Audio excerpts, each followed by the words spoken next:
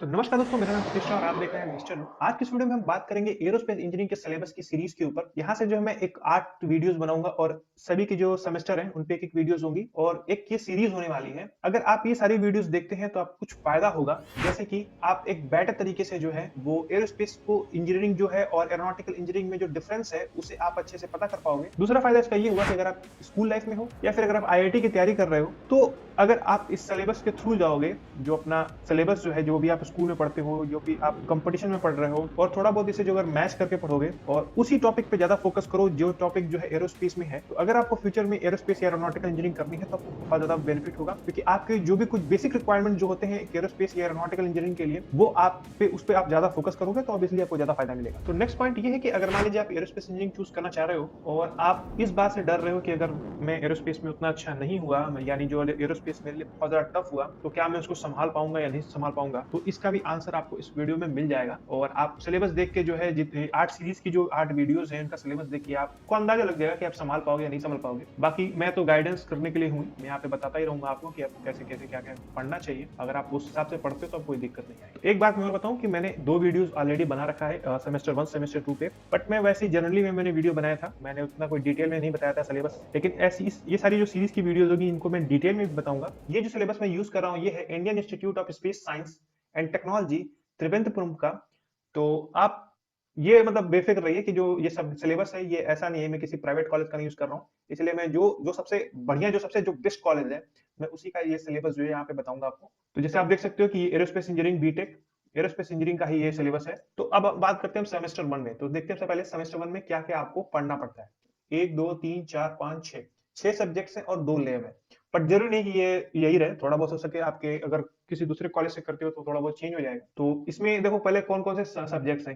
एक तो कैलकुलस है, दूसरा फिजिक्स है, केमिस्ट्री है, introduction to aerospace engineering, basic electrical engineering, communication skill, उसके बाद physics lab, basic engineering lab. तो मैं एक एक पे चलता हूँ और मैं एक एक को एक्सप्लेन करने की कोशिश करूंगा। तो सबसे पहले हम बात करेंगे कैलकुलस पे। तो मैथमेटिक्स उतना जो है आप नहीं पढ़ पाओगे अगर पहले अगर तैयारी करना चाह रहे हो।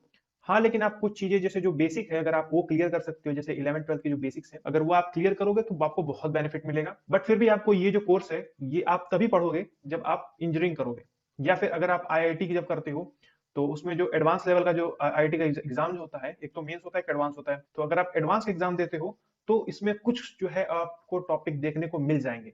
तो सबसे पहले बात करते हैं हम, जो फर्स्ट चैप्टर है वो है sequence and series of real numbers. Sequence and series आप ऑलरेडी जो है 11 12 में आई थिंक होगा पढ़ चुके हैं, और अब आप उसके जो है एक एडवांस वर्जन पढ़ने वाले हो यहाँ मैथमेटिक्स का। उसके बाद है डिफरेंशियल कैलकुलस।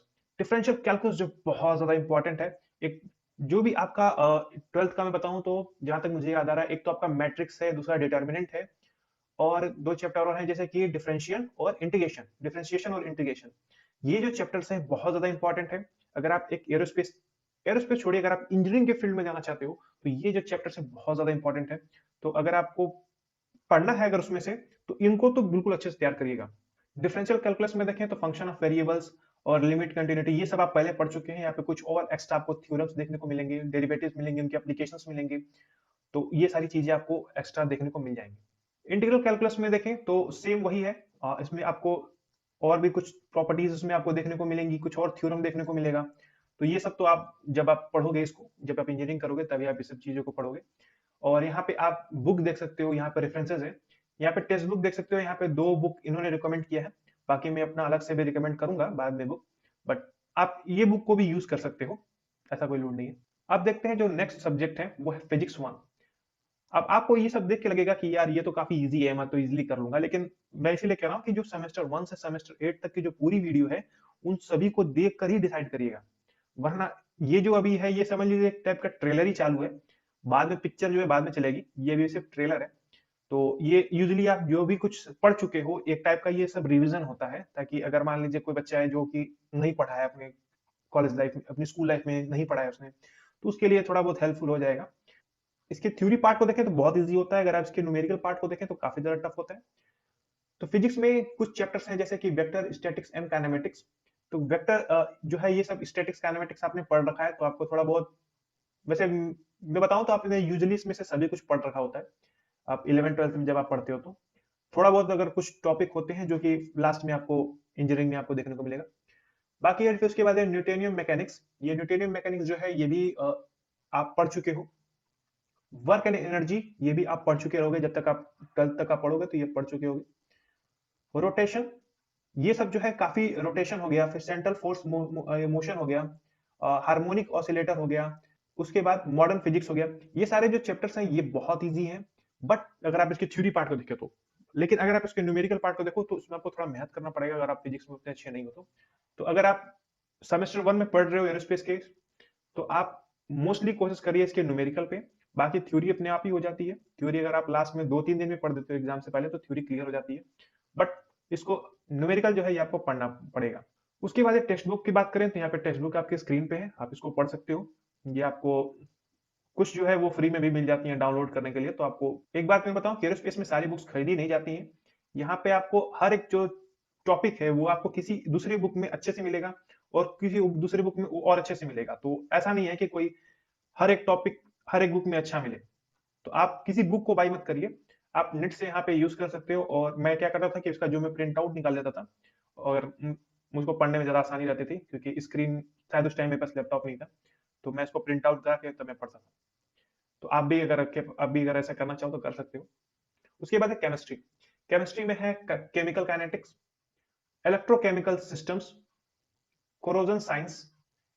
ये सभी जो है काफी जो है मतलब आप पढ़ चुके हो, उतना कुछ दिक्कत नहीं आती है, कोई खास इसमें ये कठिन नहीं होता है। अगर इस मोस्टली जो केमिकल का लोग गड़बड़ क्या करते हैं कि आप इसको रटने की कोशिश करते हो, लेकिन यहाँ पे रटा नहीं जाता है, सिर्फ पढ़ने का तरीका अलग होता है। ये मैं आपको जब केमिस्ट्री के पर्टिकुलर जब मैं बनाऊंगा, जब मैं एनसीईआरटी बुक को उठाऊंगा और उसके केमिस्ट्री फिजिक्स मैथ को जो है वहां पे मैं उसमें एक्सप्लेन करूंगा कि आपको उसको कैसे पढ़ना होता है और कौन कौन से चैप्टर्स उसमें जानने होते हैं, तो उसमें मैं बताऊंगा कि केमिस्ट्री को कैसे पढ़ना है। फिर उसके बाद सबसे देखो इंपॉर्टेंट जो इसमें यही है, प्रोपेलेंट्स। प्रोपेलेंट्स जो है यहाँ पे बहुत इंपॉर्टेंट है। अगर आप खास तौर पे अगर आप आगे चल के प्रोपल्शन चूज करते हो तो ये बहुत ज्यादा इंपॉर्टेंट हो जाता है। तो अगर आपको फोकस करना है तो प्रोपेलेंट्स पे फोकस करिए, यहाँ पे ये काफी एक इंपॉर्टेंट है।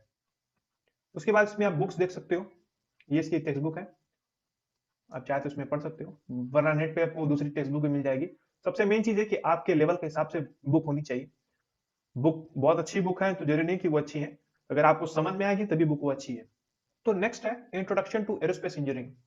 इंट्रोडक्शन टू एरोस्पेस इंजीनियरिंग जो है ये भी, अगर जब आप सेमेस्टर 1 में होते हो तो अगर आप जब स्टार्ट करते हो पढ़ना, तो यही एक सब्जेक्ट होता है जो आपको फील देगा कि आप जो है एक एरोस्पेस इंजीनियरिंग कर रहे हो सेमेस्टर 1 में पार्टिकुलरली। तो इसमें आपको क्या पढ़ोगे, हिस्ट्री ऑफ एविएशन पढ़ोगे कि क्या क्या हिस्ट्री थी वहां पे, standard atmosphere, aerodynamic forces, lift generation की कैसे लिफ्ट जनरेशन होता है, एरोफाइल, एरोफाइल का मतलब कि जो विंग का जो सेक्शन होता है, एयरक्राफ्ट की जो विंग होती है उसका अगर एक सेक्शन ले लें तो उसको हम एरोफाइल कहते हैं। तो उसी के बारे में फिर एरोफाइल के बारे में आप पढ़ोगे। उसके अगर पार्ट किए जाए कि एरोप्लेन के कितने टाइप्स होते हैं, तो वो सब के बारे में पढ़ोगे आप। उसके बाद फिर नेक्स्ट है इंजन के बारे में पढ़ोगे, प्रोपेलर क्या होता है वो सब पढ़ोगे। एयरक्राफ्ट परफॉर्मेंस, ये जो है इसके आगे चल के एक पूरा जो है वो सब्जेक्ट ही हो जाएगा। तो एयरक्राफ्ट परफॉर्मेंस के ऊपर आप पढ़ोगे। उसके बाद एरोस्पेस में जो मटेरियल यूज किए जाते हैं उनके बारे में, उसके स्ट्रक्चर एलिमेंट्स के बारे में पढ़ोगे। ये भी आपके आगे चल के एक और नया सब्जेक्ट बन जाएगा, एयरक्राफ्ट इंस्ट्रूमेंट्स। तो ये भी सब आप उसके बाद पढ़ोगे। एलिमेंट्स ऑफ रॉकेट प्रोपल्शन, तो यही एक खास तौर पे डिफरेंस है। अगर आप एरोनॉटिकल करते हो तो आप मोस्टली फोकस इन सब चीजों पे करोगे, लेकिन आप एरोस्पेस पे करते हो तो आप इन सब चीजों पे फोकस करते हो। लेकिन ये डिपेंड करता है टीचर के ऊपर और कॉलेज के ऊपर। वो कभी कभी क्या करते हैं कि एरोनॉटिकल में भी जो है इनका भी आइडिया दे देते हैं, तो इतनी कोई बड़ी बात नहीं है। हाँ, अगर लिटरेचर के हिसाब से देखें तो ये आपको डिफरेंस आएगा, बट ये हर बार नहीं आता है, जरूरी नहीं है। तो यहाँ पर बुक नहीं दिया हुआ है, बट बुक में मैं आपको बता देता हूँ, फ्लाइट विदाउट फार्मूला। अगर आप स्टार्ट करते हो तो वो सबसे बेस्ट बुक होगी। इंट्रोडक्शन टू एरोस्पेस इंजीनियरिंग के लिए फ्लाइट विदाउट फार्मूला आपको फ्री में नेट पे मिल जाएगा, बट किसी को बताना नहीं कि मैंने बताया, क्योंकि वो बेचना ऐसे अलाउ नहीं होता है, लेकिन फिर भी जो है बुक्स मिल जाती हैं। उसके बाद है बेसिक इलेक्ट्रिकल इंजीनियरिंग। और एरोस्पेस अगर आप कर रहे हो तो आपको इलेक्ट्रिकल के बारे में भी नॉलेज होना चाहिए। नहीं है तो फिर गड़बड़ है, क्योंकि जितने भी वहां पे बोर्ड्स होते हैं, जो भी कॉकपिट होता है, सब कुछ जो है इलेक्ट्रिकल बेसिस पे होता है। अब हाइड्रोलिक और मैकेनिकल का जमाना खत्म हो गया, अब जितने भी सब सारे इक्विपमेंट्स हैं वो ऑलमोस्ट जो है सभी जो है वो इलेक्ट्रिकल पे ही वर्क करते हैं। तो आपको इलेक्ट्रिसिटी के जो भी कुछ रूल्स हैं उनके बारे में आपको पता होना चाहिए। तो यहाँ पे जैसे सर्किट एनालिसिस है, यहाँ पे आप ये भी सब आप पढ़ चुके हो, मोस्टली चीजें आप यहाँ पढ़ चुके हो। थोड़ी बहुत चीजें जो है आई थिंक बीएच कर्व हमने नहीं पढ़ा है उसमें, तो ये सब आप जो है पढ़ोगे खासतौर पर इंजीनियरिंग में। इंट्रोडक्शन टू इलेक्ट्रिकल मैकेनिक्स ये भी पढ़ोगे। एप्लीकेशन बेसिकली इसमें है, तो पढ़ोगे इसमें। उसके बाद देखें तो टेक्स्ट बुक है, टेक्स्ट बुक आप देख सकते हो, आप इनका यूज कर सकते हो। तो फिर हम चलते हैं कम्युनिकेशन स्किल पे। कम्युनिकेशन स्किल भी बहुत ज्यादा इंपॉर्टेंट है।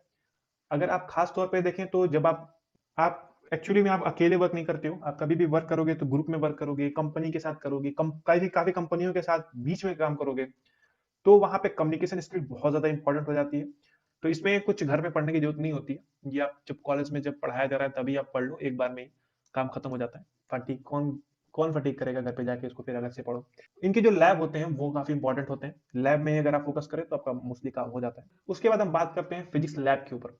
तो फिजिक्स लैब में जो है, ये जो फिजिक्स लैब है और बेसिक इंजीनियरिंग जो लैब है, मोस्टली चीजें आपको आपको इनके बारे में पता होता है, बट लैब में एक बार आप फिर से जो है वो ट्राई करके देखते हो, एक्सपेरिमेंट करके देखते हो। बेसिक इंजीनियरिंग लैब में ये बहुत ज्यादा इंपॉर्टेंट है, खासकर एरोस्पेस स्टूडेंट के लिए, क्योंकि एरोस्पेस में स्टार्टिंग में ये आपको सिखा दिया जाता है, तो अगर आप सीख लिए तो बहुत अच्छी बात है, वरना लास्ट में ये आपको फिर दोबारा नहीं सिखाया जाएगा। मैकेनिकल अगर आप लेते हो तो उसमें आपको प्रोजेक्ट करने होते हैं, जहाँ पे आप ऐसे बार बार इन टूल्स का यूज करोगे। और अगर आप एरोस्पेस लेते हो तो मोस्टली लोग जो है थ्योरी पार्ट पे जाते हैं, और मैकेनिकल में जाओगे तो यहाँ पे इसे प्रोजेक्ट पार्ट पे जाते हैं। बाद में हमें जो है इसकी काफी जरूरत पड़ती है, अगर हमें भी जैसे प्रोजेक्ट करना पड़ जाता है तो ये सब आपको आना चाहिए, ये आपको फर्स्ट सेमेस्टर में सिखाया जाएगा। तो इसमें आप क्या क्या सीखोगे, इसमें सारे वर्कशॉप्स होते हैं। वर्कशॉप का मतलब होता है कि एक बड़ा सा एरिया होगा, खाली जगह होगा, पूरी मतलब सेफ्टी के साथ बनाया रहता है, और वहां पे अलग अलग मशीनें होती हैं, उन मशीन का आप यूज करते हो और उन मशीनों को बेसिकली यूज करना सीखते हो, और कुछ नहीं होता है। और कभी भी जब आप प्रोजेक्ट कर रहे हो तो अगर मान लो लोहा काटना है तो आप हाथ से नहीं, आप उस मशीन से काटोगे तो जल्दी कट जाएगा, परफेक्ट शेप में कटेगा। तो ये सारी चीजें होती हैं। तो इसमें खासतौर पे आपको जैसे देखिए वेल्डिंग हो गया, वेल्डिंग आपको वहां पे यूज करना रहेगा। इसमें और भी इसमें वर्कशॉप्स में बहुत सारे होते हैं, कटिंग फिटिंग, और फिर होता है वेल्डिंग, फिर होता है इलेक्ट्रिकल का भी होता है। तो इसमें काफी सारे हैं, बट इसमें दिया नहीं है। तो ये था आपका वीडियो, इसमें मैंने आपको बताया कि एरोस्पेस इंजीनियरिंग का सेमेस्टर 1 का सिलेबस, इसमें और भी सब्जेक्ट्स हो सकते हैं, और भी लैब ऐड हो सकते हैं, जरूरी नहीं कि यही हो, तो इस बात का ध्यान दीजिएगा। तो अब हम नेक्स्ट वीडियो में हम मिलते हैं सेमेस्टर 2 के सिलेबस पे, और वहां पर भी हम इसी तरह समझने की कोशिश करेंगे। अगर अभी तक आपने हमारे चैनल को सब्सक्राइब नहीं किया है तो प्लीज सब्सक्राइब जरूर कर लीजिएगा, और इस वीडियो को और भी शेयर करिए लोगों के पास, अगर कोई इंटरेस्टेड है इस टाइप के स्टफ में तो उन्हें आप शेयर करिए, काफी मेरे लिए हेल्पफुल होगा।